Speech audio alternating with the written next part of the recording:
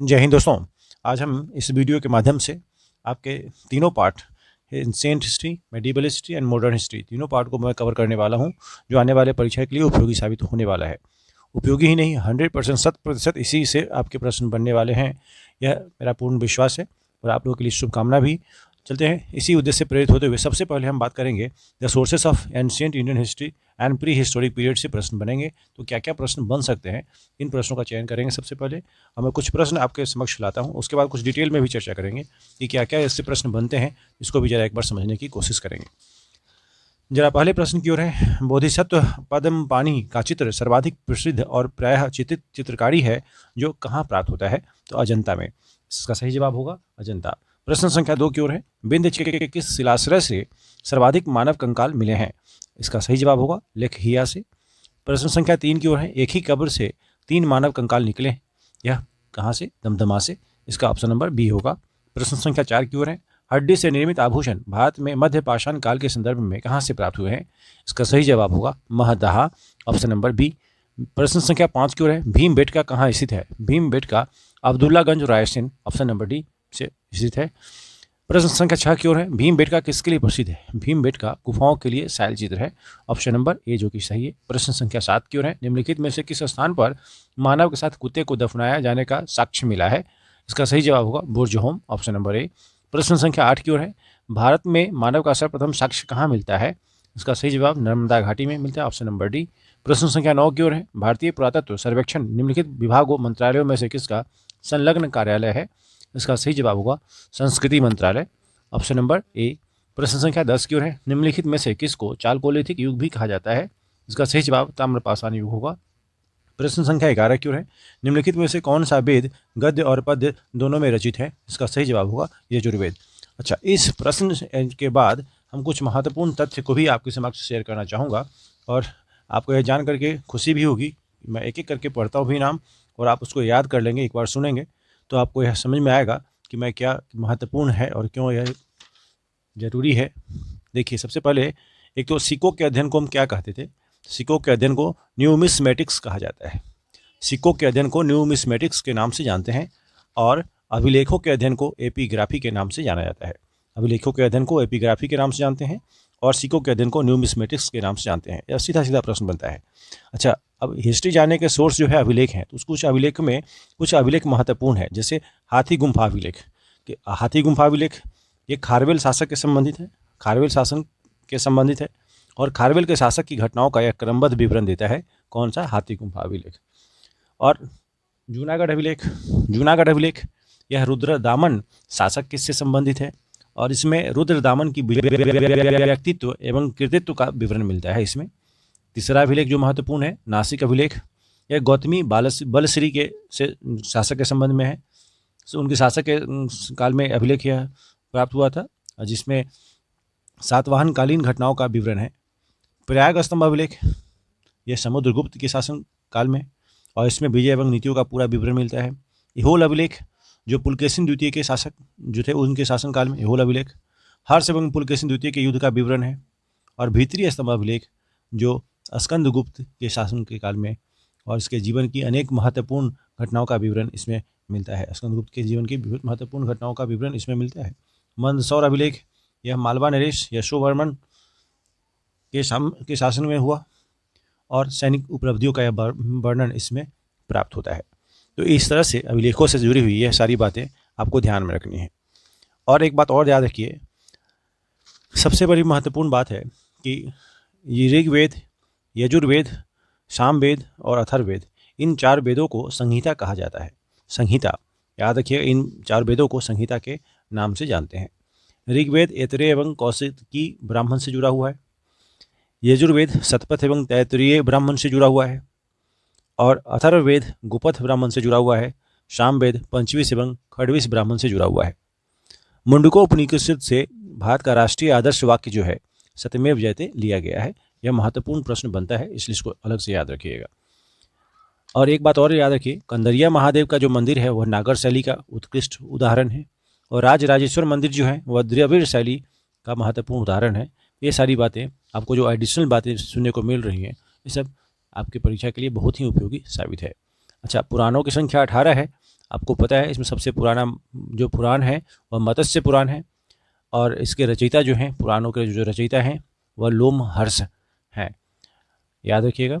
अच्छा, इसी संदर्भ में कुछ और भी बातें आपको याद रखनी है जो परीक्षा उपयोगी है।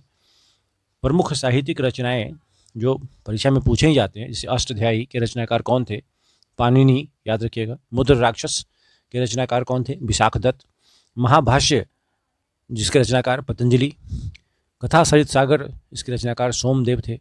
बृहत कथा मंजरी क्षेमेंद्र, बृहत कथा मंजरी के रचनाकार क्षेमेंद्र थे। अर्थशास्त्र के रचनाकार कौटिल्य। इसका अर्थशास्त्र का संबंध इकोनॉमिक्स से नहीं है, पॉलिटी से है, राजनीति से, याद रखिएगा। मौर्य काल के बारे में प्रकाश डालता है यह, मौर्यकालीन समय में।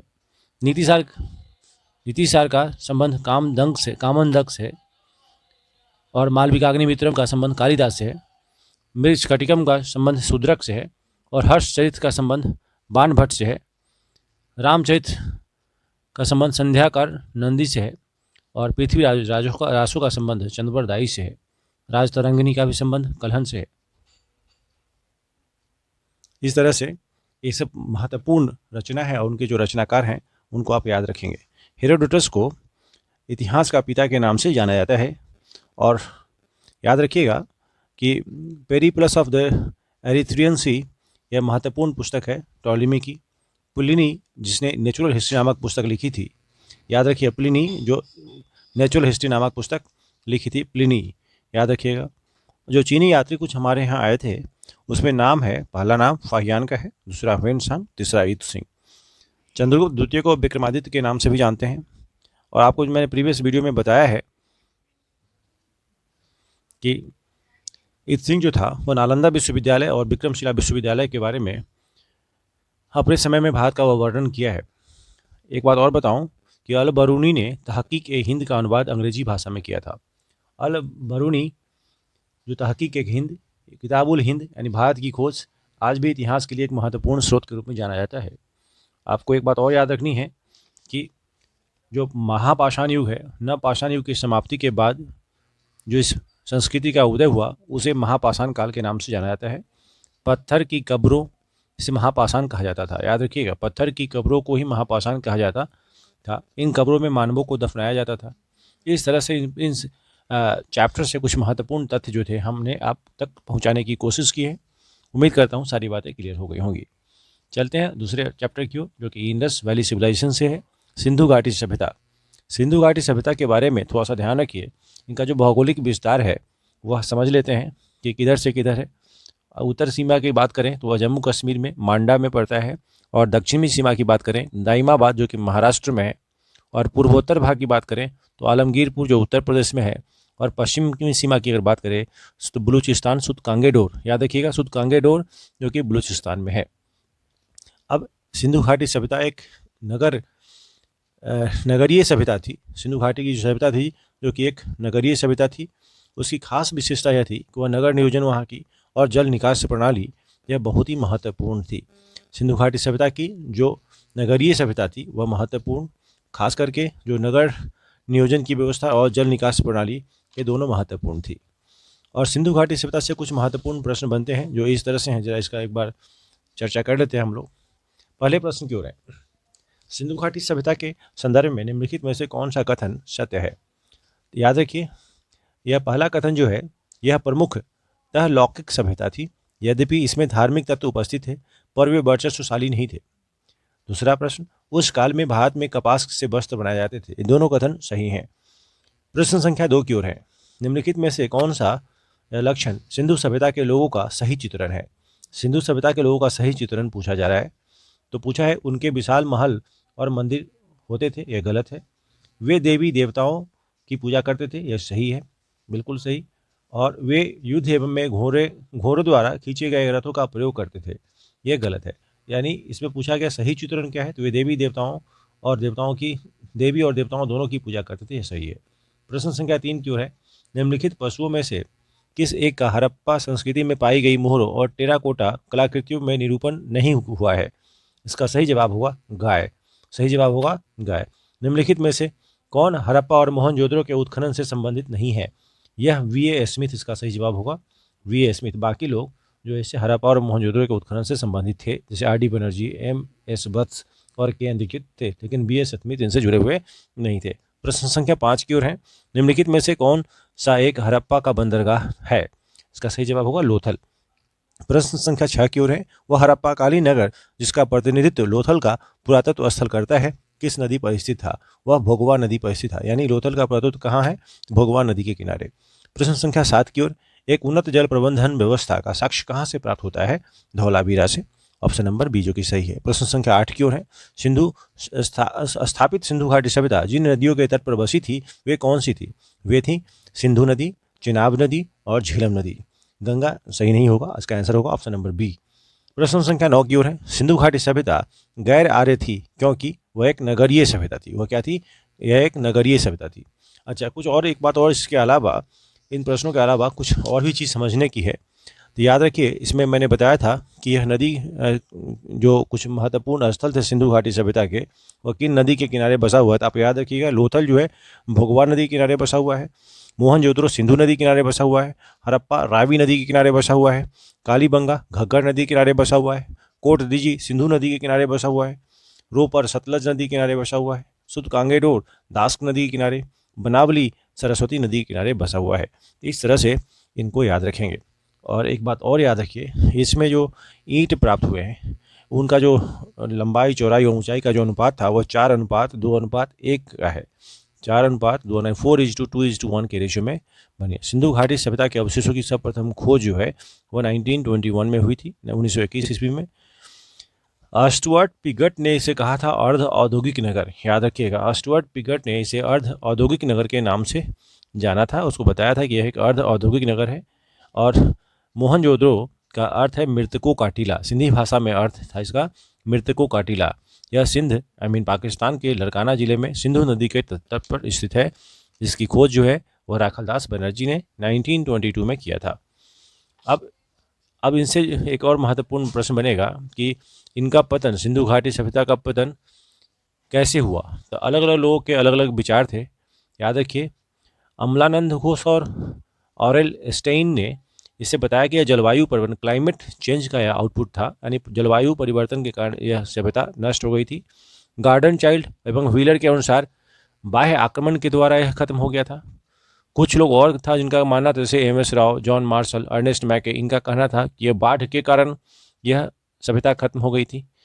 केनेडी का कहना था कि प्राकृतिक आपदा जैसे मलेरिया, महामारी, इस तरह के जो प्राकृतिक आपदा होते हैं उनके कारण यह खत्म हुआ। जॉन मार्शल के अनुसार प्रशासनिक शिथिलता के कारण यह खत्म हुआ। और M.R. सहनी के कारण के अनुसार जो जल प्लावन, यानी बाढ़ के कारण भूतात्विक परिवर्तन या जल प्लावन के कारण जो है यह सभ्यता नष्ट हो गई थी। तो इन चैप्टर से ये महत्वपूर्ण प्रश्न बनेंगे। अच्छा, एक और भी ये प्रश्न याद रखिएगा, यहाँ पर कौन से खाद्यान्न जो प्रचलन में थे? प्रमुख रूप से गेहूँ और जौ थे। सिंधु सभ्यता में आप देखें तो गेहूँ और जौ का प्रचलन था। चलते हैं अगले चैप्टर की ओर। वह चैप्टर है वैदिक सभ्यता, यानी वैदिक सिविलाइजेशन से। वैदिक सिविलाइजेशन में कुछ महत्वपूर्ण प्रश्न को हम जानें। यह प्रश्न जो है वह किन किन टर्म में है उसको समझिए एक बार। यह जो है याद रखिए, इसके डायरेक्ट हम प्रश्न की ओर आते हैं। सबसे पहले कि कौन से प्रश्न पूछे गए हैं और किस किस प्रश्नों को हमें ध्यान रखना है, तो एक बार हम इसको चर्चा करते हैं। सबसे पहले पहला प्रश्न, सत्यमेव जयते शब्द कहाँ से लिया गया है? अभी कुछ ही देर पहले मैंने बताया था, यह मुंडको उपनिषद से लिया गया। ऑप्शन नंबर डी सही होगा। पूर्व वैदिक आर्यों का धर्म मुख्यतः था, यह पूर्व वैदिक आर्यों का धर्म मुख्यतः प्रकृति पूजा व यज्ञ था। प्रश्न संख्या 3 की ओर, ऋग्वेद में कई परिच्छेदों में प्रयुक्त अघन्य शब्द संदर्भित है। अघन्य शब्द संबंधित किसके था? गाय से संबंधित था। अच्छा, धर्म तथा रीत भारत की प्राचीन सभ्यता में के एक केंद्रीय विचार को चित्रित करते हैं। इस संदर्भ में निम्नलिखित कथनों पर विचार कीजिए।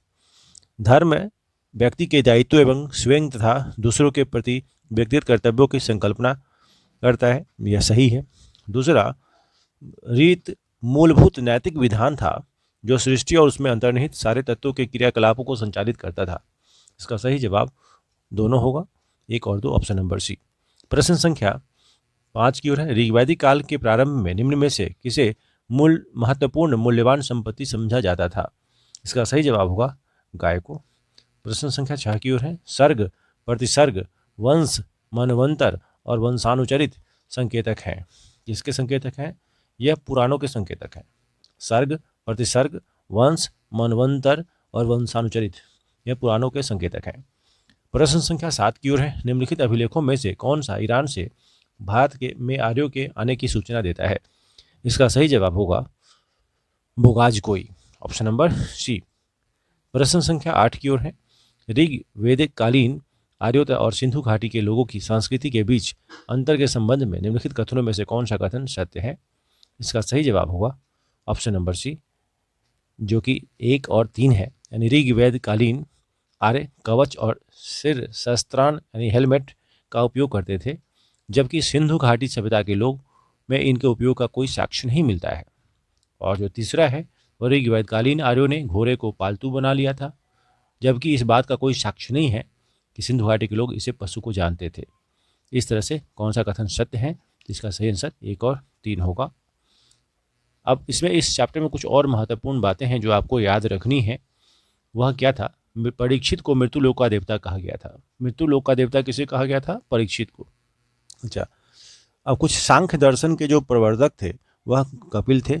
न्याय दर्शन के जो प्रवर्तक थे वह गौतम थे। योग के पतंजलि योग सूत्र के, और पूर्व मीमांसा जैमिनी, उत्तर मीमांसा वादरायण और वैशेषिक दर्शन के कनद और उल्लुक थे। तो याद रखना है इसमें आपको आश्रम की संख्या 4 है। आपको पता है केवल देखिए जो छांदोग्य उपनिषद है केवल 3 आश्रमों का उल्लेख मिलता है, ब्रह्मचर्य, गृहस्थ और वानप्रस्थ। परंतु बाद में जब जवालोपनिषद में सर्वप्रथम 4 आश्रमों का, याद रखिएगा प्रश्न बनता है यहाँ पे कि आश्रमों की संख्या 4 है, तो जो सबसे संन्यास आश्रम है उसकी चर्चा, जैसे ब्रह्मचर्य, गृहस्थ, वानप्रस्थ और संन्यास, उसका उल्लेख किससे मिलता है? तो जवालोपनिषद से मिलता है पहली बार, याद रखिएगा। जबकि जो छांदोग्य उपनिषद है उसमें 3 ही ब्रह्मचर्य, गृहस्थ तथा वानप्रस्थ का चर्चा मिलता है, यानी उसकी जानकारी उससे प्राप्त होती है। अच्छा, वेद की बात करें और पुरोहित की बात करें तो वे लोग जो ऋग्वेद के ज्ञाता थे उनको होत्री कहा जाता था, जो सामवेद के ज्ञाता थे उनको उद्गाता कहा जाता था, जो यजुर्वेद के ज्ञाता थे उनको अर्घ्यु कहा जाता था, अथर्ववेद के ज्ञाता को ब्रह्मा कहा जाता था। याद रखिएगा, इनसे प्रश्न बना है और बनता भी है। महाभारत और रामायण 2 महाकाव्य थे। महाभारत, जिसका पुराना नाम जय संहिता था, यह विश्व का सबसे बड़ा महाकाव्य है, और दूसरा महाकाव्य रामायण है। शतपथ ब्राह्मण में पुनर्जन्म के सिद्धांतों का चर्चा किया गया है।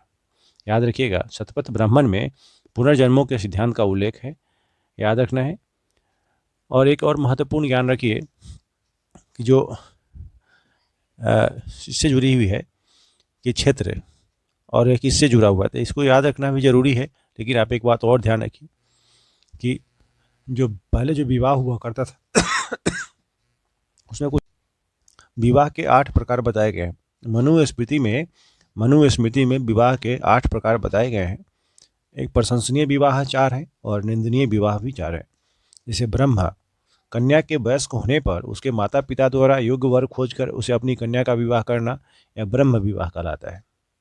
दैव विवाह क्या होता था? यज्ञ करने वाले पुरोहित के साथ कन्या का विवाह करना दैव विवाह कहलाता था। आर्ष विवाह क्या है? तो कन्या के पिता द्वारा यज्ञ कार्य हेतु 1 अथवा 2 गाय के बदले में अपनी कन्या का विवाह करना, वह आर्ष कहलाता था। और प्रजापत्य विवाह क्या था? वर स्वयं कन्या के पिता से कन्या मांग कर विवाह करता था, यह प्रजापति, यह प्रशंसनीय विवाह हुआ करता था। जबकि इसके दूसरी तरफ देखें तो निंदनीय विवाह भी था कुछ, जैसे आसुरी विवाह, कन्या के पिता द्वारा धन के बदले में कन्या का विक्रय करना। दूसरा, गंधर्व विवाह, कन्या तथा पुरुष प्रेम अथवा कामुकता के वशीभूत होकर इस विवाह को करते थे। पैशाच विवाह, सोई हुई अथवा विक्षिप्त कन्या के साथ सहवास कर विवाह करना। और राक्षस विवाह, बलपूर्वक कन्या को छीनकर उसे विवाह करना राक्षस विवाह के रूप में जाना गया।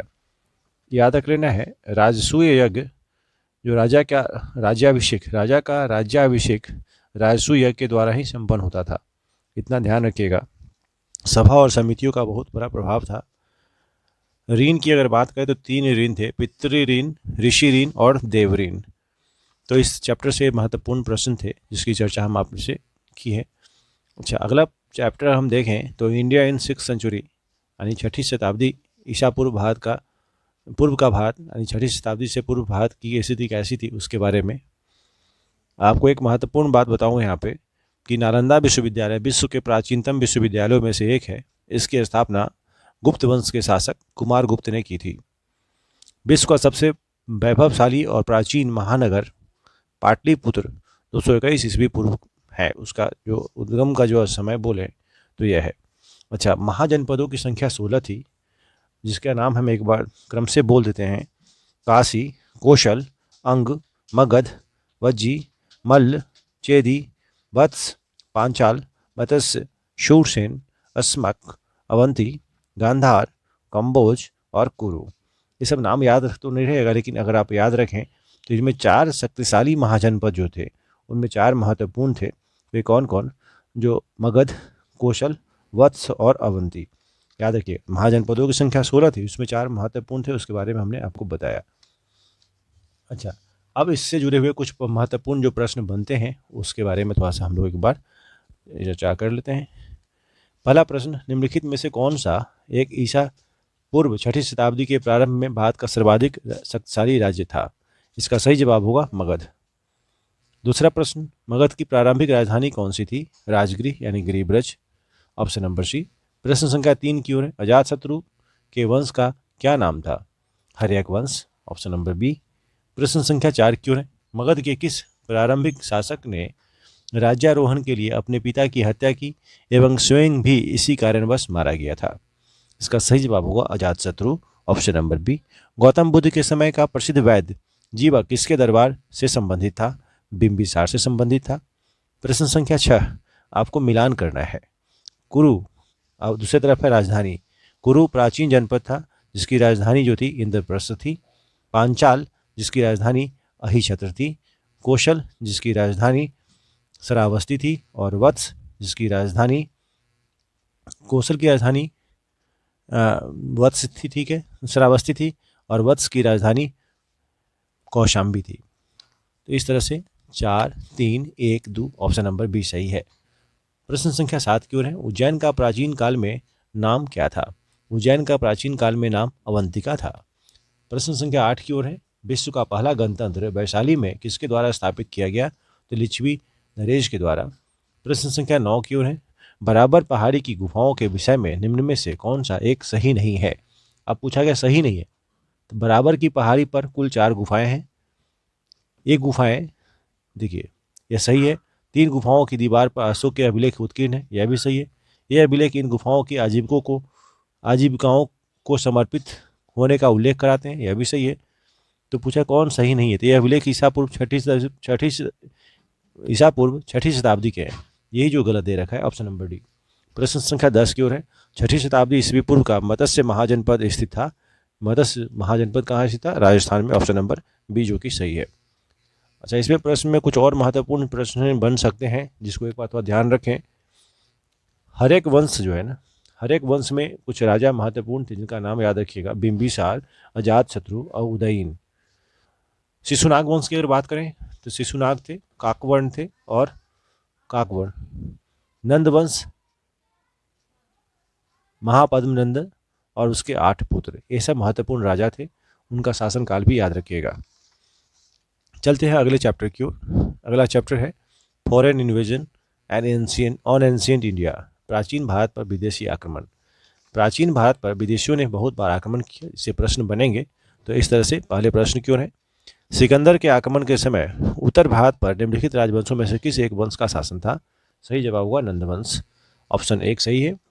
प्रश्न संख्या 2 की ओर है। भारत में सिकंदर की सफलता निम्न कारणों से थी, यह सही जवाब होगा इसका। देखिए, उस समय भारत में कोई केंद्रीय सत्ता नहीं थी, ये सही बात है। उसकी फौज बेहतर थी, यह भी सही है। उसे देशद्रोही शासकों से सहायता मिली थी, यह भी सही है। वह एक अच्छा प्रशासक था, यह भी सही, यानी उपयुक्त भी। ये सभी ऑप्शन जो है वह सही है, क्योंकि भारत में सिकंदर को सफलता इन सभी कारणों से मिली थी। तो अब एक बार प्रश्न को बखूबी समझेंगे। प्रश्न संख्या 3 की ओर है। निम्नलिखित में से कौन सिकंदर के साथ भारत में नहीं आया था? निरियाकस, देखिए डाइमेकस नहीं आता, जो ऑप्शन आपको दिख रहा है निरियाकस है, ओनेसिक्रिटस और अरिस्टोब्यूलस, ये सब जो है ना आए थे, लेकिन सी जो है वह नहीं आया था, डाइमेकस। प्रश्न संख्या 4 की ओर है। लगभग 2 वर्ष के अभियान के पश्चात सिकंदर महान ने 325 ईस्वी पूर्व में भारत छोड़ दिया था, यह कथन है। और दूसरा कारण देखिए, वह पोरस से पराजित हुआ था। इसका मतलब इस ऑप्शन को देखने से लगता है कि ए सही है परंतु आर गलत है। ठीक है, ऑप्शन नंबर सी इसका सही है। प्राचीन नगर तक्षशिला निम्नलिखित में से किसके बीच स्थित था?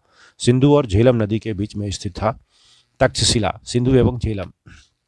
प्रश्न संख्या 6 की ओर है। युद्ध भूमि में बड़ी संख्या में सैनिकों के मारे जाने अथवा आहत हो जाने के बाद किस भारतीय गण अथवा राज्य की स्त्रियों ने सिकंदर के विरुद्ध शस्त्र धारण किया था? अश्वक। इसका सही जवाब होगा अश्वक, ऑप्शन नंबर डी। प्रश्न संख्या 7 की ओर है। यूनानी आक्रमण से संबंधित निम्नलिखित में से कौन सा कथन सत्य है? ऑप्शन नंबर 1, झेलम वितस्ता के युद्ध को हाइडेस्पिस के युद्ध के नाम से जाना जाता है, यह सही है। दूसरा, प्रथम यूनानी आक्रमण के समय तक्षशिला का शासक आम्भी था, यह सही है। यानी दोनों ऑप्शन 1 और 2 दोनों सही है, यूनानी आक्रमण से संबंधित था। प्रश्न संख्या 8 की ओर है। निम्नलिखित कथनों पर विचार कीजिए। सिकंदर विजित प्रदेशों को अपने सेनापति निर्याकस को सौंपकर भारत से लौट गया था। दूसरा, निर्याकस सिकंदर का जल सेनापति था, यह ऑप्शन नंबर बी जो है वह बिल्कुल सही है, निर्याकस सिकंदर का जल सेनापति था। प्रश्न संख्या 9 की ओर। सिकंदर के गुरु थे अरस्तु, ऑप्शन नंबर बी सही है। निम्नलिखित कथनों पर विचार कीजिए। भारतीयों ने यूनानियों से छत्र प्रणाली और मुद्रा निर्माण की कला को ग्रहण किया। दूसरा, भारत में गांधार शैली का विकास ईरानियों के प्रभाव का परिणाम था। इसका सही जवाब होगा केवल एक ही सही है, भारतीयों ने यूनानियों से छत्र प्रणाली और मुद्रा निर्माण की कला को ग्रहण किया था, ऑप्शन नंबर 1 सही है। चलते हैं अगले चैप्टर की ओर। Religious movement in ancient India. प्राचीन भारत में जो धार्मिक आंदोलन हुए थे उसके बारे में कुछ हम लोग महत्वपूर्ण प्रश्नों को देखें, और जिनसे कुछ महत्वपूर्ण प्रश्न बनेंगे उनका भी हम जिक्र करेंगे। जैन धर्म में 18 पापों की कल्पना की गई है। आपको पता होना चाहिए, जैन धर्म में 18 पापों की कल्पना की गई है। जैन धर्म के 10 लक्षण बताए गए हैं। आपको बता दूं कि जैन धर्म के 10 लक्षण कौन कौन थे। तो क्रोधहीनता, अहंकार का अभाव होना, सरल एवं कुटिलता का अभाव होना, संसारिक बंधनों से आत्मा को परे रखने की सोच, सत्य से गंभीर अनुरक्ति, सदा संयमित जीवन यापन, जीव को आजीव से मुक्त करने के लिए कठोर तपस्या करना, आत्मा के स्वाभाविक गुणों में आस्था रखना, ब्रह्मचर्य व्रत का कड़ाई से पालन करना और त्याग की भावना को सर्वोपरि रखना। ये जो उनके 10 लक्षण थे, इनको ध्यान रखिएगा। त्रिरत्न थे। त्रिरत्न का मतलब कर्म एवं फल से मुक्ति के लिए त्रिरत्न का अनुकरण करना या अनुशीलन करना बहुत ही आवश्यक है। वे सम्यक दर्शन थे, सम्यक ज्ञान और सत्य और सम्यक आचरण। सम्यक दर्शन, सम्यक ज्ञान और सम्यक आचरण। सम्यक दर्शन का मतलब वास्तविक ज्ञान से था, सम्यक ज्ञान का मतलब सत्य में विश्वास से था, और सम्यक आचरण का मतलब संसारिक विषयों से उत्पन्न सुख एवं दुख के प्रति समान भाव से था। जैन धर्म की जो प्रमुख शिक्षाएं थी, इसमें 5 महाव्रत बोलते हैं: अहिंसा, सत्य, अपरिग्रह, औस्तेय और ब्रह्मचर्य। अहिंसा का मतलब जीव हिंसा यानी हत्या नहीं करना। सत्य का मतलब सदा सत्य बोलना। अपरिग्रह का मतलब संपत्ति इकट्ठा नहीं करना। औस्तेय का मतलब चोरी न करना। और ब्रह्मचर्य का मतलब इंद्रियों को वश में करना। अब इन 5 व्रतों के ऊपर के जो 5 व्रत हैं, जो ऊपर के जो 4 आपने देखा, अहिंसा, सत्य, अपरिग्रह और औस्तेय, पार्श्वनाथ ने दिए थे, जबकि जो 5वां व्रत है ब्रह्मचर्य, महावीर ने जोड़ा था। थोड़ा सा इनसे प्रश्न बनते हैं, इसलिए इनको याद रखिएगा। अब इनसे जो प्रश्न और बनेंगे उसके हम बारे में चर्चा करते हैं। अब जो प्रश्न है वह देखते हैं। सबसे पहले प्रश्न संख्या 1 की ओर है। अच्छा कि मैंने बताया भी था कि जब बौद्ध संगीतियाँ हुई थी, बौद्ध संगीति से भी प्रश्न बनता है, और ये 4 बौद्ध संगीतियाँ जो कि महत्वपूर्ण है उसको एक बार समझ लीजिए। प्रथम बौद्ध संगीति जो हुई थी वह राजगृह में हुई थी, 483 ईस्वी वर्ष पूर्व में हुई थी। और इसके जो शासक थे उस समय, शासनकाल किनका था? तो अजातशत्रु का शासनकाल था। और उसके अध्यक्ष कौन थे? महाकश्यप थे। उसमें क्या क्या कार्य किए गए थे? प्रथम बौद्ध संगीति की मैं बात कर रहा हूँ। तो बुद्ध के उपदेशों को सूत पीटक तथा विनय पीटक में अलग अलग संकलित किया गया था। द्वितीय बौद्ध संगीति यह वैशाली में हुई थी, 383 ईस्वी पूर्व में हुई थी, कालाशोक के शासनकाल में हुई थी। और शाबुकामी या सावक मीर जो बोलें, वो अध्यक्ष थे उनके। उसका कार्य क्या था? भिक्षुओं में मतभेद के कारण बौद्ध धर्म संघ अस्थाविर एवं महासांघिक में विभाजित हो गया था। तृतीय बौद्ध संगीति की अगर बात करें तो पाटलिपुत्र में यह बौद्ध संगीति हुई थी। 250 ईस्वी पूर्व में हुई थी। शासनकाल जो था उसमें अशोका था। मोगलीपुत्तिस उसके अध्यक्ष थे और अभिधम्म पीटक तीसरा पीटक का संकलन किया गया था। चतुर्थ बौद्ध संगीति की अगर बात करें तो कुंडलवन कश्मीर में हुआ था। और इसके जो शासनकाल की बात करें, किनके शासनकाल में, तो कनिष्क के शासनकाल में हुआ था। इसके अध्यक्ष वसुमित्र थे। बौद्ध धर्म हीनयान एवं महायान संप्रदायों में विभाजित हो गया था। हीनयान में वस्तुतः स्थिरवादी तथा महायान में महासांघिक लोग थे। याद रखिएगा। हर्मिका क्या होता था? हर्मिका स्तूप के शिखर पर अस्थि की रक्षा के लिए बनाया गया भाग हर्मिका कहलाता था। याद रखिएगा। चैत्य शब्द का आर्थिक शाब्दिक अर्थ जो होता था वह चिता संबंधी। एक चैत्य एक बौद्ध मंदिर है। याद रखिएगा, चैत्य एक बौद्ध मंदिर है जिसमें एक स्तूप सम्माहित होता है और पूजार्थक स्तूप को चैत्य कहा जाता है, या पूजार्थक स्तूप को हम चैत्य के नाम से जानते हैं। अच्छा, कुछ और दर्शन जो हैं ये आपको याद रखने चाहिए थे, जिसके आधार पर प्रश्न बनते हैं। चलिए कोई बात नहीं, अब इसमें हम आगे प्रश्न की ओर बढ़ते हैं। प्रश्न संख्या 1 की ओर। अब प्रश्न संख्या पहला जो है इसमें पूछा है, भारत के धार्मिक इतिहास के संदर्भ में निम्नलिखित कथनों पर विचार कीजिए। पहला कथन है, सौत्रांतरिक और सम्मितीय जैन मत के संप्रदाय थे। दूसरा, सर्वास्तिवादियों की मान्यता थी कि दृग विषय यानी फिनोमिना के अवयव पूर्णतः क्षणिक नहीं है, अपितु अव्यक्त रूप में सदैव विद्यमान रहते हैं। इसका सही जवाब होगा इसका सही जवाब है ऑप्शन नंबर बी, दूसरा वाला बी वाला ऑप्शन जो है बिल्कुल सही है। यह पूर्णतः क्षणिक नहीं है, अपितु सदैव रूप से विद्यमान रहते हैं। भारत के धार्मिक इतिहास के संदर्भ में निम्नलिखित कथनों पर विचार कीजिए। पहला है, बोधिसत्व बौद्ध मत के हीनयान संप्रदाय की केंद्रीय संकल्पना है। दूसरा, बोधिसत्व अपने प्रबोध के मार्ग पर बढ़ता हुआ करुणामय है। बोधिसत्व समस्त सचेतन प्राणियों को उनके प्रबोध के मार्ग पर चलने में सहायता करने के लिए स्वयं की निर्वाण प्राप्ति विलंबित करता है। इसका सही जवाब ऑप्शन बी होगा। ऑप्शन नंबर बी में 2 और 3 है, यानी बोधिसत्व अपने प्रबोध के मार्ग पर बढ़ता हुआ करुणामय है। बोधिसत्व समस्त सचेतन प्राणियों को उनके प्रबोध के मार्ग पर चलने में सहायता करने के लिए स्वयं की निर्वाण प्राप्ति विलंबित करता है। ऑप्शन नंबर बी सही है। प्रश्न संख्या 3 की ओर है, निम्नलिखित राज्यों में से किनका संबंध बुद्ध के जीवन से था? बुद्ध के जीवन से किसका संबंध था? इसका सही जवाब होगा कोशल और मगध। ऑप्शन नंबर सी होगा। प्रश्न संख्या 4 की ओर है, महान धार्मिक घटना महामस्तक का अभिषेक निम्नलिखित में से किससे संबंधित है और किसके लिए की जाती है? इसका सही जवाब होगा ऑप्शन नंबर ए, बाहुबली। प्रश्न संख्या 5 की ओर है, निम्नांकित में से कौन सा से कथन जैन सिद्धांत के अनुरूप है? अच्छा, जैन सिद्धांत के अनुरूप है सो पूछा जा रहा है। तो कर्म को विनिष्ट करने का सुनिश्चित मार्ग तपश्चर्या है, बिल्कुल सही। दूसरा, प्रत्येक वस्तु में चाहे वह सूक्ष्मतम कण हो आत्मा होती है, यह भी सही है। और तीसरा है, कर्म आत्मा का विनाशक है और अवश्य इसका अंत करना चाहिए।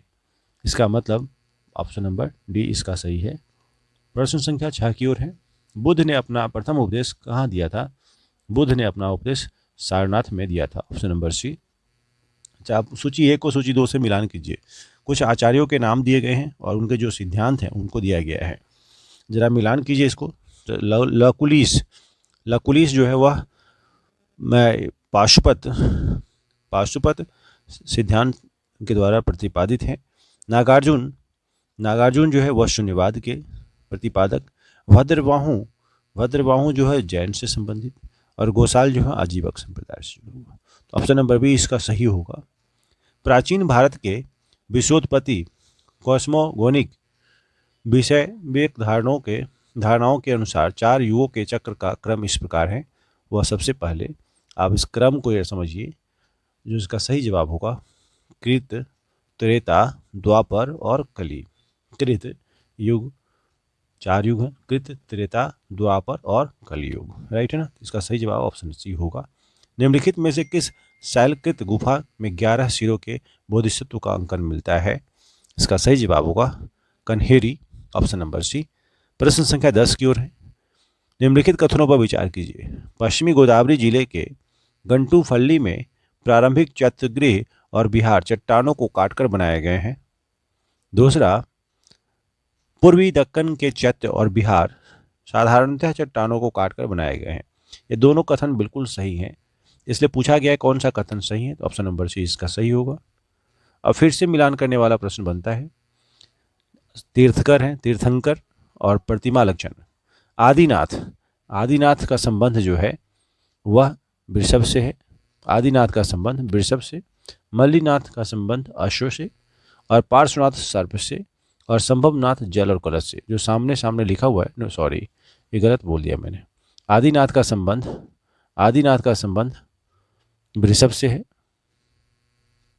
और मल्लीनाथ का संबंध जल कलश से है और पार्श्वनाथ का संबंध सर्प से है और संभवनाथ का संबंध जो है अश्व से है। 1 4 3 2 ऑप्शन नंबर ए सही होगा। प्रश्न संख्या 12 की ओर है। भारत की धार्मिक प्रथाओं के संदर्भ में स्थानक वासी संप्रदाय का संबंध किससे है? इसका सही जवाब होगा जैन मत से है, ऑप्शन नंबर बी। प्रश्न संख्या 13 की ओर है।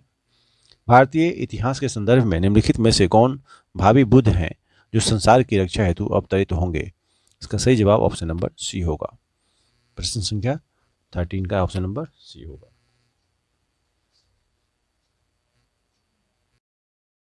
अब हम मौर्य साम्राज्य के बारे में पढ़ेंगे। अब मौर्य साम्राज्य क्या प्रश्न बन सकते हैं उनको देखते हैं एक बार। यह जो सम्राट अशोक के राजादेशों का सबसे पहले विकुटन डिसाइफर किसने किया था? इसका सही जवाब होगा जेम्स प्रिंसेप। प्रश्न संख्या 2 की ओर है।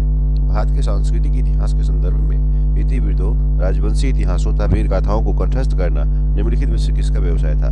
मागध का, ऑप्शन नंबर डी होगा। प्रश्न संख्या 3 की ओर है। अंतिम मौर्य शासक बृहदत्त की हत्या करके उसका प्रधान सेनापति पुष्यमित्र शुंग थे, सही है। सिंहली अनुसूची के अनुसार अशोक ने अपने 99 भाइयों की हत्या कर राज सिंहासन प्राप्त किया था, यह भी सही है। तीसरा ऑप्शन है इसका, अशोक का उत्तराधिकारी दशरथ हुआ जिसे देवनाम प्रिय की उपाधि धारण की, यह बिल्कुल सही है। यानी ऑप्शन 1 2 3 ऑप्शन नंबर डी जो कि सही है। भारतीय कला एवं पुरातात्विक इतिहास के संदर्भ में निम्नलिखित में से किसका सबसे पहले निर्माण किया गया था? धौली स्थित शैलकृत हाथी का, ऑप्शन नंबर बी जो कि सही है। 5वां प्रश्न, कलिंग युद्ध का विवरण हमें मिलता है 13वें शिलालेख द्वारा। 6ठा प्रश्न, अशोक के निम्नलिखित अभिलेखों में से किसमें दक्षिण भारतीय राज्यों का उल्लेख हुआ है? द्वितीय अभिलेख मुख्य शिलालेख से दक्षिण भारतीय राज्यों का उल्लेख हुआ है। प्रश्न संख्या 7 की ओर है। इंडिका का लेखक कौन था? मेगास्थनीज। इंडिका का लेखक कौन था? मेगास्थनीज। प्रश्न संख्या 8 की ओर है। कौटिल्य की अर्थशास्त्र के अनुसार मौर्यकालीन न्याय व्यवस्था में निम्नलिखित न्यायालय अस्तित्व में थे? धर्मस्थली और कंटक शोधन, ऑप्शन नंबर डी होगा। प्रश्न संख्या 9 की ओर है। मौर्य काल में टैक्स को छुपाने यानी चोरी के लिए निम्न से क्या दंड दिया जाता था? इसका सही जवाब हुआ मृत्युदंड, ऑप्शन ए मृत्युदंड। प्रश्न संख्या 10 की ओर है। निम्नलिखित में से राज्य के सप्तांग सिद्धांत के अनुसार राज्य का 7वां अंग कौन सा था? राज्य का 7वां अंग मित्र था, ऑप्शन नंबर सी। प्रश्न संख्या 11 की ओर है। मौर्य काल में स्त्रियों की स्थिति के संदर्भ में के संबंध में निम्नलिखित में से कौन सा कथन असत्य कथन है? स्त्री वध को हत्या के समान माना जाता था, यह तो सही है। असत्य पूछा गया है। स्त्रियों को संपत्ति का अधिकार प्राप्त था, यह भी सत्य है कि उनको जो है संपत्ति का अधिकार तो प्राप्त था। स्त्रियों को पुनर्विवाह की अनुमति प्राप्त थी तथा नियोग प्रथा भी प्रचलित थी, यह भी सत्य है। वेश्यावृत्ति का प्रचलन नहीं था, यह असत्य है था, ऑप्शन नंबर डी इसका सही होगा। प्रश्न संख्या 12 की ओर है। अशोक के संबंध में निम्नलिखित में से कौन से कथन सत्य है? अशोक के संबंध में कौन से कथन सत्य है, सो पूछा गया है। अशोक जो शासक बनने से पूर्व वह अवंती यानी उज्जैनी का राज्यपाल था, ये सही है। उसने 273 ईस्वी पूर्व में सत्ता प्राप्त की थी, यह भी सही है। उसका राज्याभिषेक 269 ईस्वी में हुआ था, यह भी सही है। उसने 261 ईस्वी पूर्व में अपना अंतिम युद्ध लड़ा था, यह भी सही है। यानी अशोक के बारे में ये 4 बातें बिल्कुल सत्य लिखी हुई है कि शासक बनने से पूर्व वो अवंती यानी उज्जैनी का राज्यपाल था। उसने 273 ईस्वी पूर्व में सत्ता प्राप्त की थी। उसका राज्याभिषेक 269 ईस्वी पूर्व में हुआ था और 261 ईस्वी पूर्व में अपना अंतिम युद्ध लड़ा था। 1, 2, 3, 4 ऑप्शन नंबर डी सही है। निम्नलिखित में से किन शासकों की उपाधि देवनामप्रिय थी? अब किसको देवनामप्रिय कहा गया था? इसका सही जवाब होगा अशोक को और दशरथ को। अशोक को भी देवनामप्रिय और दशरथ को भी देवनामप्रिय की उपाधि मिली थी। ऑप्शन नंबर बी सही है। प्रश्न संख्या 14 की ओर है। निम्नलिखित में से कौन से कथन सत्य है? मेगास्थनीज चंद्रगुप्त मौर्य के दरबार में आया था। मेगास्थनीज चंद्रगुप्त मौर्य के दरबार में आया था, यह सत्य है। चंद्रगुप्त मौर्य ने श्रवणबेलगोला मैसूर में जाकर 298 ईस्वी पूर्व में उपवास द्वारा शरीर त्याग कर दिया था, यह भी सही है। यानी 1 और 2 दोनों ऑप्शन किसमें? सी में है। इसका सही आंसर सी होगा। प्रश्न संख्या 15 की ओर है। निम्नलिखित में से कौन सुमेलित नहीं है? कौन सुमेलित नहीं है? अब देखिए, मास्की रायचूर कर्नाटक में सही है। गुर्जरा दातिया मध्य भी सही है। निट्टूर मैसूर कर्नाटक सही है। सासाराम बंगाल, सासाराम बिहार में एक्चुअली, इसलिए गलत। ऑप्शन नंबर डी गलत है। प्रश्न संख्या 16 की ओर है। निम्नलिखित में से कौन सुमेलित नहीं है? देखिए, प्रश्न फंसाने की कोशिश होती है, सुमेलित नहीं है पूछा जाता है, तो ध्यान रखते हैं सुमेलित है उसको देखते हैं फटाफट। तो याद 16वां प्रश्न की ओर है। सांची मध्य प्रदेश में, सारनाथ उत्तर प्रदेश में, रुमिनदेई नेपाल की तराई में, निगाली सागर बिहार में। गलत है। ऑप्शन नंबर डी गलत है। 17वां प्रश्न। निम्नलिखित में से कौन सुमेलित नहीं है? फिर देखिए, सुमेलित नहीं है पूछा गया है यहाँ पे। सीता एक कर था, तो राजकीय भूमि से होने वाली आय यानी आमदनी का साधन सीता भाग उपज का हिस्सा, यह भी सही है। बलि एक प्रकार का राजस्व कर था और हिरण अनाज के रूप में कर। नो, डी इसका भी गलत है। पूछा सुमेलित नहीं, तो डी सुमेलित नहीं है। निम्नलिखित में से कौन सा कथन सत्य है? प्रश्न 18 का पहला ऑप्शन, मौर्य वंश का संस्थापक चंद्रगुप्त मौर्य था, सही है। चंद्रगुप्त मौर्य और सेल्यूकस के बीच का युद्ध का वर्णन एपियानस ने किया था, यह भी सही है। यानी ऑप्शन नंबर 1 और 2 दोनों सही है। प्रश्न संख्या 19 की ओर है। जब राजा दरबार में बैठा हो तो उसे प्रजा से बाहर प्रतीक्षा नहीं करवानी चाहिए। जब राजा दरबार में बैठा है तो प्रजा से बाहर प्रतीक्षा नहीं करवानी चाहिए, यह कथन किसका है? इसका सही जवाब होगा चाणक्य का। प्रश्न संख्या 20 की ओर है। प्रजा के सुख में ही राजा का सुख निहित है और प्रजा के हित में उसका हित, यह कथन किसका है? यह चाणक्य का ही कथन है। कुछ इंपॉर्टेंट बातें इस मौर्य साम्राज्य से जुड़ी हुई जो कि आपको याद रखनी है। आपको बताओ कि मौर्य साम्राज्य से संबंधित जानकारी 3 स्रोतों से मिलती है, साहित्यिक स्रोत से, विदेशी विवरण से और पुरातात्विक साक्ष्य। जैसा कि आप जानते भी हैं कि साहित्यिक, विदेशी विवरण, साहित्यिक साक्ष्य जैसे अर्थशास्त्र हुआ, पुराण हुआ, मुद्र राक्षस, नाटक, बौद्ध एवं जैन ग्रंथ, इनसे मौर्य साम्राज्य की जानकारी प्राप्त होती है। दूसरी तरफ देखें विदेशी विवरण। विदेशी विवरण में अगर बात करेंगे तो मेगास्थनीज के द्वारा जो भी कहा गया है, स्ट्रेबो, कर्टियस, इनके द्वारा जो जानकारी प्रदान की गई, ये सब मौर्य साम्राज्य की जानकारी के लिए बहुत महत्वपूर्ण साक्ष्य है। और पुरातात्विक साक्ष्य की बात करें तो अशोक के अभिलेख से, जूनागढ़ गिरनार अभिलेख, काली पॉलिश वाले मृद भांड, भवन, स्तूप एवं गुफा, मुद्रा, आहत मुद्रा जिसको बोलते हैं पंचमार्ग, इनसे जानकारी प्राप्त होती है। आपको याद रख लेना है कि अर्थशास्त्र कौटिल्य के द्वारा रची गई थी, विशाखदत्त द्वारा मुद्र राक्षस, सोमदेव द्वारा कथा सरित सागर, क्षेमेंद्र के द्वारा बृहत कथा मंजरी और पतंजलि का महाभाष्य, यह महत्वपूर्ण साहित्यिक साक्ष्य है। चलिए, भद्रबाहु का कल्पसूत्र भी इंपॉर्टेंट है और हेमचंद्र का परिशिष्ट पर्वन भी। सब में सबसे महत्वपूर्ण अर्थशास्त्र जो मौर्य प्रशासन के अतिरिक्त चंद्रगुप्त मौर्य के जीवन पर भी प्रकाश डालता है। अगर प्रश्न पूछने का तरीका बदल दिया जाए तो ध्यान रखिएगा, इन तथ्यों को बहुत बखूबी से सुनेंगे तो आपको याद भी रहेगा। इंडिका जो मेगास्थनीज के द्वारा लिखा गया था, मेगास्थनीज की इंडिका मौर्य इतिहास की जानकारी उपलब्ध कराने का प्रमुख स्रोत है, परंतु जब यह अपने मूल रूप में प्राप्त नहीं हुई बल्कि कुछ भाग परवर्ती लेखकों के ग्रंथों से प्राप्त होते हैं, जैसे स्ट्रेबो, प्लिनी, एरियन, प्लूटार्क तथा जस्टिन के नाम से उल्लेखनीय है। अब याद रखिएगा, चंद्रगुप्त मौर्य को सेंड्रो कोटस भी कहा जाता था। चंद्रगुप्त मौर्य को सेंड्रो कोटस भी कहा जाता था, ध्यान रखिएगा। अब और भी कुछ महत्वपूर्ण बातें हैं जो कि ध्यान रखनी है। बिंदुसार को अमित्र घात के नाम से भी जाना जाता था। अमित्र घात मतलब जिसका अर्थ होता है शत्रु विनाशक। अमित्र घात याद रखिएगा, बिंदुसार अमित्र घात। अर्थशास्त्र, कौटिल्य जो है यानी चाणक्य रचित अर्थशास्त्र प्राचीन भारतीय राजनीति का प्रसिद्ध ग्रंथ है। इसमें चक्रवर्ती सम्राट राजा के कर्तव्य, विस्तृत कार्य प्रणाली एवं सामाजिक स्थिति पर प्रकाश डाला गया है। और कलिंग युद्ध की अगर बात करें तो अशोक ने अपने राज्याभिषेक के 8वें वर्ष में 261 ईस्वी में ईस्वी पूर्व में कलिंग पर आक्रमण किया और कलिंग की राजधानी तोसली पर अधिकार कर लिया। यह वर्तमान में उड़ीसा में स्थित है। अशोक के 13वें अभिलेख से कलिंग युद्ध के बारे में विस्तृत जानकारी मिलती है।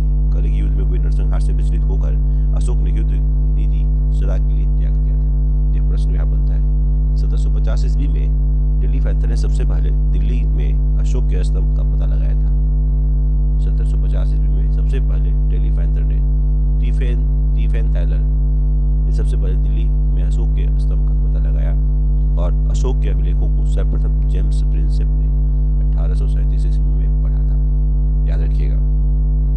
अब कुछ और इम्पोर्टेंट जगह है जिसमें आपको याद है, धर्म प्रचारक के रूप में अगर देखें तो महेंद्र और संघमित्रा श्रीलंका गए थे धर्म का प्रचार प्रसार करने, धर्म प्रचारक के रूप में। अशोक के शिलालेख से प्रश्न बनते हैं। देखिए, शिलालेख 2 वर्गों में बृहद शिलालेख और लघु शिलालेख बांटा गया है।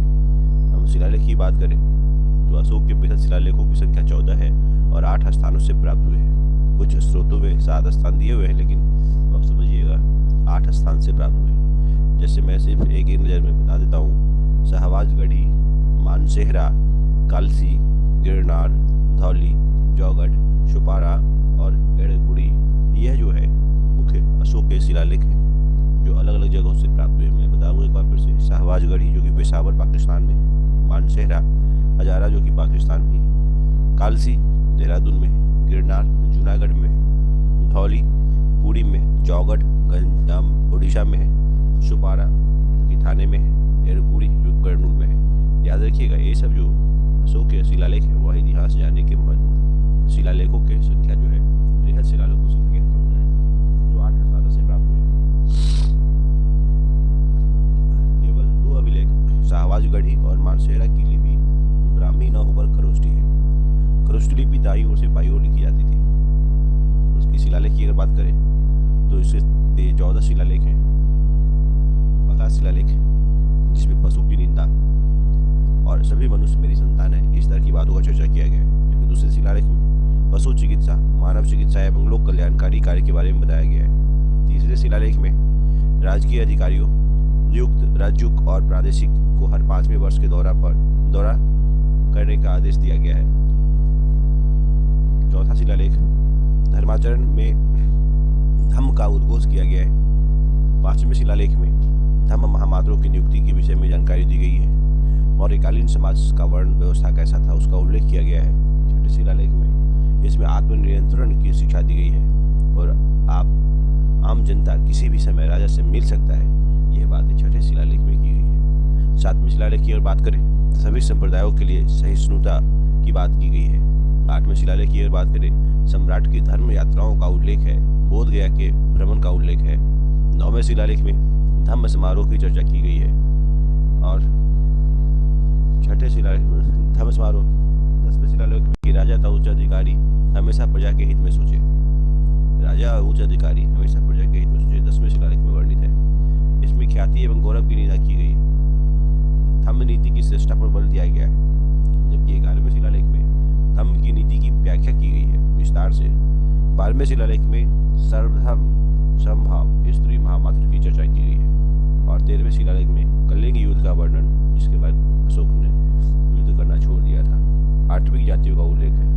अपराध करने वाली 8वीं जातियों का उल्लेख किया गया है।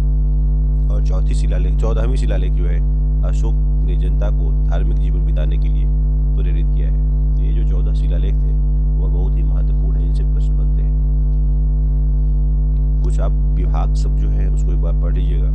विभाग से भी प्रश्न बनते हैं। कौन सा विभाग और उनके अध्यक्ष, संबंधित अध्यक्ष कौन थे, उनको भी। जैसे मैं बताऊँ आपको, लक्षणाध्यक्ष जो था वह टकसाल का अध्यक्ष हुआ करता था। पण्याध्यक्ष वाणिज्य का अध्यक्ष होता था। इस तरह से जो डिपार्टमेंट आज हम लोग देखते हैं, उनके जो चेयरपर्सन होते हैं, उनका क्या काम होता है उसको देखिए एक बार। यहाँ पर जिसे प्रदेष्टा, फौजदारी न्यायालय का न्यायाधीश, जिसे कमिश्नर को बोलते हैं।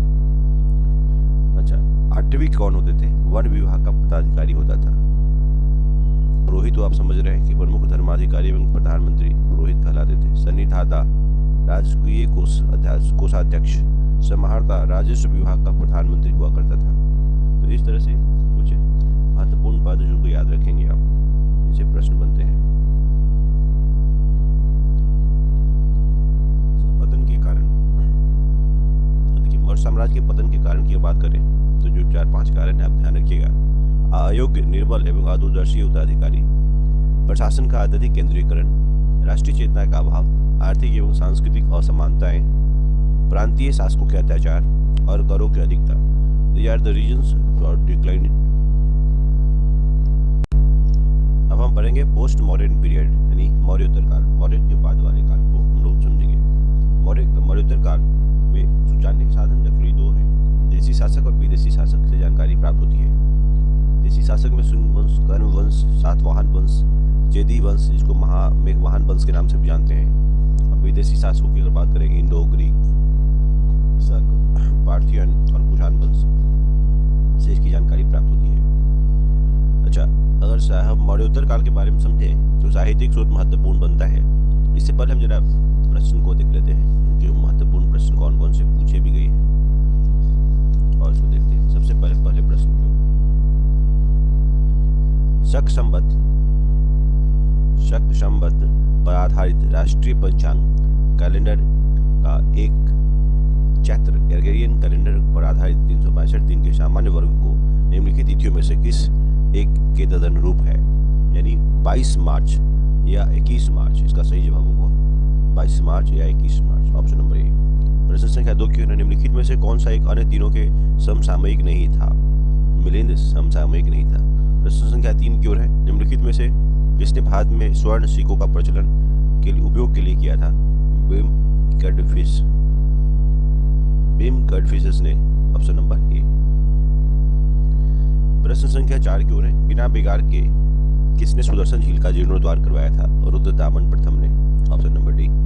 प्रश्न संख्या 5 की ओर है, कनिष्क के सारनाथ बुद्ध प्रतिमा अभिलेख की तिथि क्या है? 21 ईस्वी सन। कनिष्क के सारनाथ बुद्ध प्रतिमा अभिलेख की तिथि क्या है? 81, ऑप्शन नंबर बी।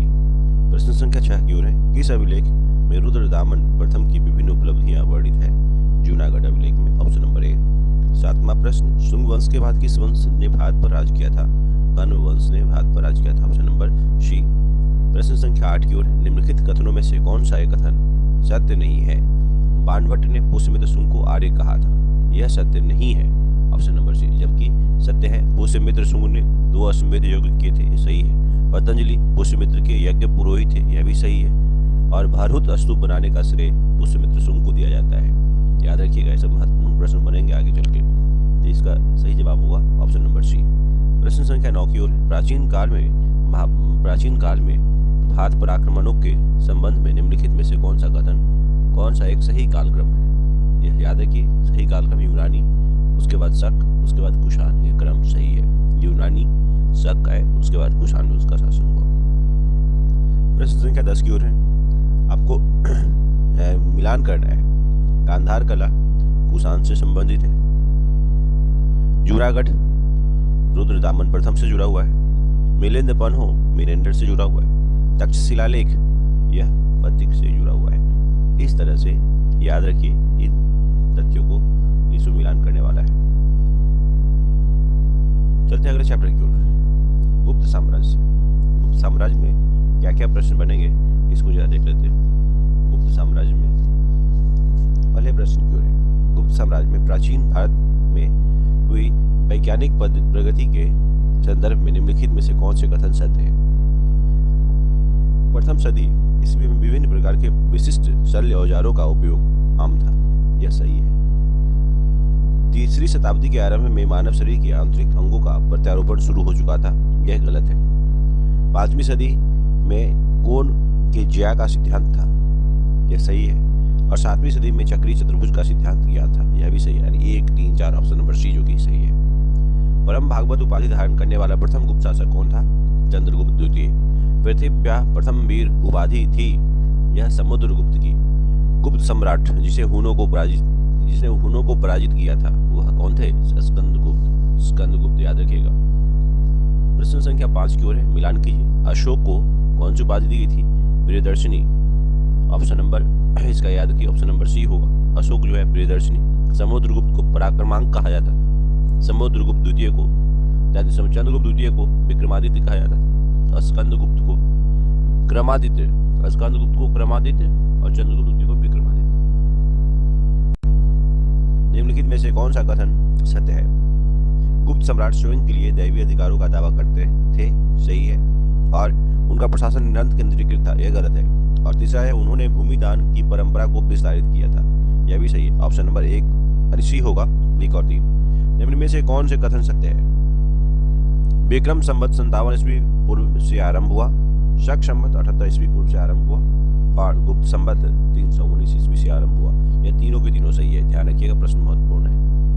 निम्नलिखित में से कौन से कथन सत्य हैं? गुप्त वंश का सम्राट संस्थापक जो है श्री गुप्त था, यह सही है। गुप्त वंश यानी गुप्त संवत और शक संवत के बीच लगभग 241 वर्षों का अंतर है, यह भी सही है। समुद्रगुप्त विजेता के साथ साथ कवि, संगीता के तथा विद्या का संरक्षक भी था, बिल्कुल सही बात है। सड़कों पर विजय के उपरांत ही चंद्रगुप्त ने विक्रमादित्य की उपाधि धारण की थी। यह चारों के चारों स्टेटमेंट बिल्कुल सत्य है। ऑप्शन नंबर डी इसका सही होगा। प्रश्न संख्या 9 की ओर है। सूची 1 का सूची 2 से मिलान कीजिए। महापराधिकृत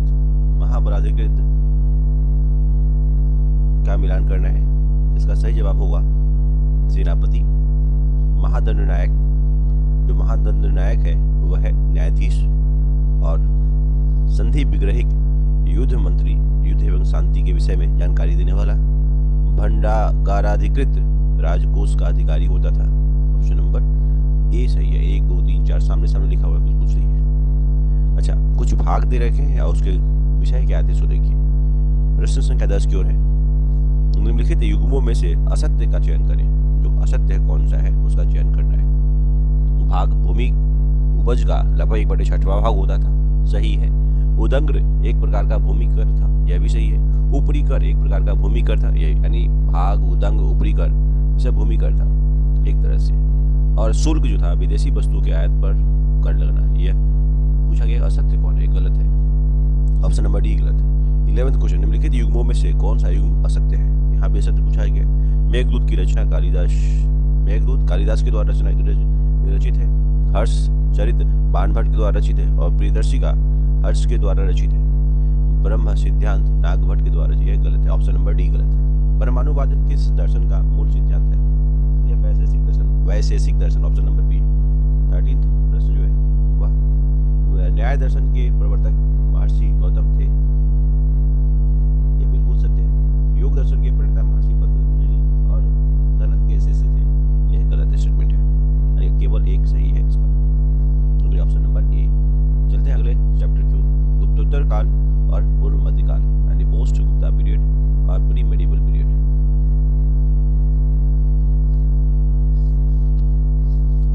इसके कुछ महत्वपूर्ण प्रश्न बनेंगे, इसको देखते हैं एक बार। निम्नलिखित में से कौन सा एक काकतीय राज्य में अति महत्वपूर्ण समुद्र पतन था? याद रखिए, इसका सही जवाब होगा मोटुपल्ली। निम्नलिखित युग्मों पर विचार कीजिए। यह बोध गया जो मिलान करना है, बोध गया क्षेत्र जो बताया गया, बाघेलखंड। दूसरा खजुराहो बुंदेलखंड, शिरडी विदर्भ, नासिक मालवा और तिरुपति रॉयल सीमा। निम्नलिखित में से कौन से युग्म सुमेलित है? इसका आंसर होगा खजुराहो बुंदेलखंड, यह सही सुमेलित है। और तिरुपति रॉयल सीमा, यह सही सुमेलित है। 2 और 5 ऑप्शन नंबर सी सही है। मध्यकालीन भारत के आर्थिक इतिहास के संदर्भ में अर्घट्टा किसे निरूपित करता है? भूमि की सिंचाई के लिए प्रयुक्त जल चक्र, वाटर व्हील्स के बारे में। चौथा प्रश्न, भारतीय इतिहास के संदर्भ में निम्नलिखित में से कौन सा सामंती अवस्था के अनिवार्य तत्व है? इसका सही जवाब होगा भूमि के नियंत्रण तथा स्वामित्व पर आधारित प्रशासनिक संरचना का उदय। सही है ऑप्शन नंबर 2 बी वाला। उसमें तीसरा भी है, सामंत एवं उसके अधिपति के बीच स्वामी दास का संबंध बना, यह भी सही है। ऑप्शन नंबर बी सही होगा। इसमें 2 और 3। प्रश्न संख्या 5 की ओर है। भारत की यात्रा करने वाले चीनी यात्री वेन सांग ने तत्कालीन भारत की सामान्य दशाओं और संस्कृतियों का वर्णन किया है। जहाँ तक अपराध के लिए दंड का प्रश्न है, अग्नि, जल एवं विष द्वारा सत्य की परीक्षा किया जाना ही किसी व्यक्ति की निर्दोषता अथवा दोष के निर्णय के साधन थे। दूसरा, व्यापारियों को 9 घाटों और 9 नावों का शुल्क देना पड़ता था। ये जो सही है वह इस तरह से ऑप्शन नंबर 2 और 3 होगा। निम्नलिखित शासकों में से किसने हर्षवर्धन को पराजित किया था? पुलकेशिन द्वितीय ने। 7वां प्रश्न, निम्नलिखित में से कौन त्रिकोणात्मक संघर्ष का हिस्सा नहीं था? चोल त्रिकोणात्मक संघर्ष का हिस्सा नहीं था। 8वां प्रश्न, निम्नलिखित में से किसने हिरण्यगर्भ धार्मिक कार्य कराया था? दांती दुर्ग ने यह हिरण्यगर्भ धार्मिक कार्य करवाया था। हिरण्यगर्भ धार्मिक कार्य दांती दुर्ग के द्वारा करवाया गया था। निम्नलिखित कथनों पर विचार कीजिए। चीनी यात्री फाहियान ने कनिष्क द्वारा आयोजित की गई चतुर्थ महान बौद्ध संगीति परिषद में भाग लिया था। नहीं, बिल्कुल गलत है। चीनी यात्री वेनसांग हर्ष से मिला और उसने बौद्ध धर्म का प्रतिरोध किया, यह भी गलत है। यानी इसका ऑप्शन होगा ऑप्शन नंबर डी, ना तो 1 ना तो 2। प्रश्न संख्या 10 की ओर है। नर्मदा नदी पर सम्राट हर्ष के दक्षिणवर्ती आगमन को रोका, पुलकेशिन द्वितीय ने। प्रश्न संख्या 11 की ओर है। वेनसांग किसके शासनकाल में भारत आया था? हर्षवर्धन के शासनकाल में भारत आया था। चीनी लेखक भारत का उल्लेख किस नाम से करते हैं? ये ऋतु या थियान्तु, ऑप्शन नंबर डी जो कि सही है।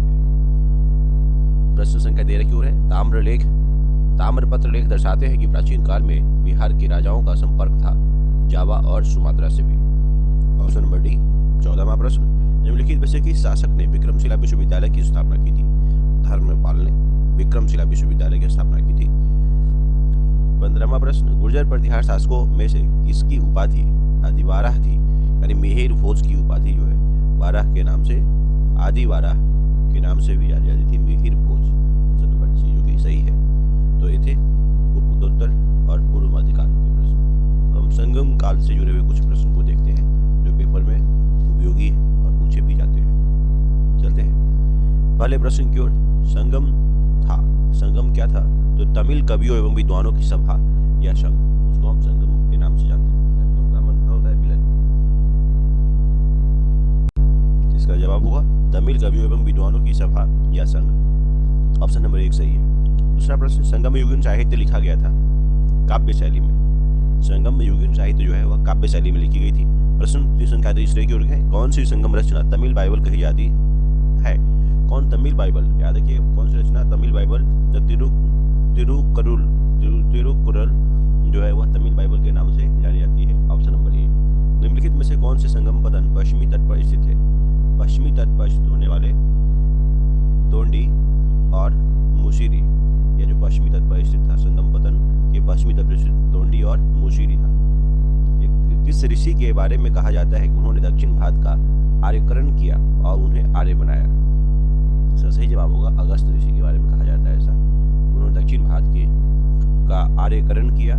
आर्य का मतलब श्रेष्ठ से होता है, जिन्हें आर्य बनाया गया। प्रश्न संख्या 6 की ओर है। प्रथम संगम पांड्य राजाओं की राजधानी कपाटपुरम में आयोजित किया गया था,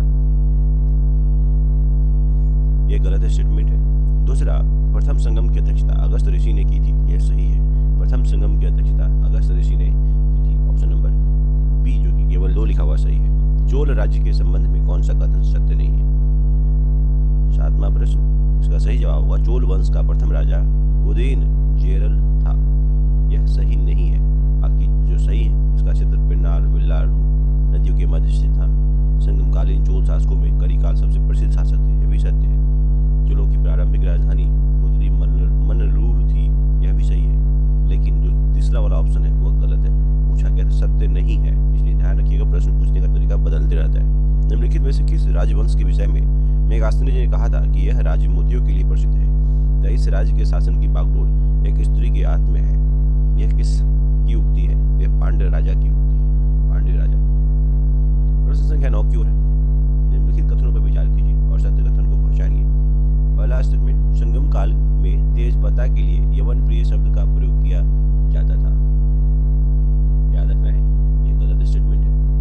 प्रश्न स्टेटमेंट 2 की बात करें, संगम काल में सर्वाधिक व्यापार रोम के साथ, यह सही स्टेटमेंट है, क्योंकि संगम काल में जितने भी ट्रेड होते थे वह रोम के साथ ही होता था। ऑप्शन नंबर बी इसका सही हो, केवल 2। 10वां प्रश्न, निम्नलिखित तमिल ग्रंथों में किसे लघुवेद की संज्ञा दी गई है? लघुवेद, याद रखना, लघुवेद की संज्ञा किसे दी गई है? तो इसमें तो कोई भी ऑप्शन सही नहीं है, इसलिए इसका ऑप्शन नंबर डी होगा, किसी को नहीं इसमें से। प्रश्न संख्या 11 की ओर है। सूची 1 और सूची 2 को मिलान कीजिए। सूची 1 को सूची 2 से मिलान कीजिए। तिरुकरुल, यह क्या था? तिरुकरुल जो था, यह याद रखिए, मिलान करना है प्रेम कथा, दर्शन, वाणिक कथा और व्याकरण। ये दर्शन था, तिरुकुरुल क्या था? एक दर्शन था। और तोल्कापियम, यह व्याकरण से जुड़ा हुआ है। तिरुकुरुल में दर्शन, और इसमें ऑप्शन नंबर डी इसका सही होगा, 2 4 1 3 है, 2 4 1 3। तोल्कापियम यह व्याकरण था, और शिल्पाधिकारम यह प्रेम कथा थी, और मणि मेखलई यह वाणिक कथा थी, यानी ऑप्शन नंबर डी सही है। संगम युग में उरयूर भी क्या था? उरयूर क्या था? यह कपास के व्यापार के लिए प्रसिद्ध था, कपास के व्यापार के लिए। प्रश्न संख्या 13 की ओर है। तृतीय संगम हुआ था, तृतीय संगम हुआ था कहाँ? मदुरई में। और 14वां प्रश्न जो है, मीनाक्षी मंदिर स्थित है मदुरई में, ऑप्शन नंबर ए। 15वां प्रश्न, निम्नलिखित में से कौन सा कथन सत्य है? यह कथन सत्य कौन सा है, यह बताना है। तो संगम काल की मुख्य फसल चावल थी, यह सत्य कथन है, अल्लाह तो सही है। स्कंदगुप्त के अभिलेखों में चेर, चोल और पांड्य शासकों का उल्लेख मिलता है, यह गलत है। संगम राजाओं का मिलन था, यह भी गलत है। यानी इसका सही जवाब होगा, संगम काल की मुख्य फसल चावल थी। अच्छा, संगम आपको पता है, पहला ही प्रश्न था कि तमिल कवि और विद्वानों की एक सभा को हम संगम के नाम से जानते हैं, तो ये थे संगम काल से जुड़े हुए महत्वपूर्ण प्रश्न।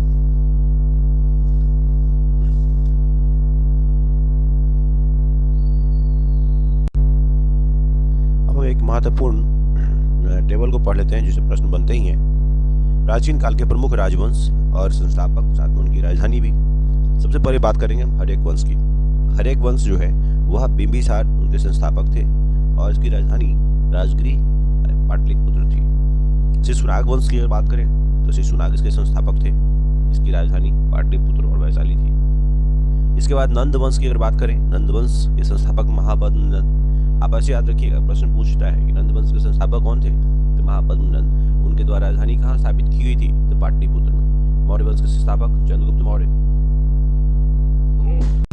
शुंग वंश के संस्थापक पुष्यमित्र शुंग, और उसने अपनी राजधानी पाटलिपुत्र में स्थापित की थी। कर्म वंश के संस्थापक वासुदेव थे, और पाटलिपुत्र में उन्होंने राजधानी स्थापित की थी। सातवाहन वंश सिमुक थे उसके संस्थापक और प्रतिष्ठान। कुषाण वंश कडफिस प्रथम के द्वारा इसकी स्थापना की गई थी, कुषाण वंश की। और गुप्त वंश के संस्थापक श्री गुप्त थे, गुप्त वंश संस्थापक श्री गुप्त थे, इसकी राजधानी पाटलिपुत्र थी। और कुषाण वंश की राजधानी मथुरा यानी पुरुषपुर यानी पेशावर। पुष्यभूति वंश के संस्थापक पुष्यभूति थे, जिन्होंने राजधानी कन्नौज और थानेश्वर में स्थापित की थी। पल्लव वंश श्री विष्णु उसके संस्थापक थे, कांचीपुरम में उसकी राजधानी थी। पाल वंश के संस्थापक गोपाल थे, और उन्होंने राजधानी मुंगेर में स्थापित की थी। गुर्जर प्रतिहार वंश की बात करें तो हरिश्चंद्र ने इसकी स्थापना की थी, और कन्नौज में इसकी राजधानी थी। सेन वंश की अगर बात करें तो सामंत सेन इसके संस्थापक थे, और राढ़ उसके राजधानी। गहरवाल वंश की बात करें तो चंद्रदेव, और उसकी राजधानी कन्नौज में। चौहान वंश की अगर बात करें तो वासुदेव, याद रखिए वासुदेव उसके संस्थापक थे, और अजमेर में उसकी राजधानी थी। चंदेल वंश की बात करें तो नन्नुक चंदेल वंश के संस्थापक थे, और खजुराहो में उसकी राजधानी थी। गंग वंश की अगर बात करें तो वज्रहस्त पंचम और पुरी उसकी राजधानी थी।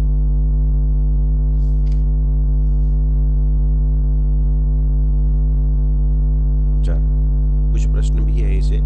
पहला प्रश्न है, निम्नलिखित में से कौन सा सूर्य मंदिरों के लिए विख्यात है? सूर्य मंदिर के लिए अरसवल्ली, अमरकंटक और ओंकारेश्वर। इसमें अरसवल्ली ही जो है सूर्य मंदिरों के लिए विख्यात है, ऑप्शन नंबर एक ही सही, केवल एक। निम्नलिखित युग्मों में से असत्य का चयन कीजिए। असत्य कौन है? देखिए, विक्रम संवत विक्रमादित्य से जुड़ा हुआ है, ये तो सही है। शक संबत कनिष्क से जुड़ा हुआ है, यह भी सही है। गुप्त संबत चंद्रगुप्त प्रथम से जुड़ा हुआ है, यह भी सही है। पल्लवी संबत जो है हर्ष से जुड़ा हुआ है, गलत है। ऑप्शन नंबर डी गलत है, असत्य बताना था। प्रश्न को खूबी पढ़ना है। तक्षशिला वर्तमान में कहाँ अवस्थित है? तक्षशिला वर्तमान में रावलपिंडी जिला में, जो कि पाकिस्तान में, वहाँ अवस्थित है। Option number D. विक्रमशिला विश्वविद्यालय की स्थापना बंगाल के किस शासक ने की थी? धर्मपाल ने की थी। ऑप्शन नंबर ए सही है। निम्नलिखित युग्मों में से असत्य का चयन करें।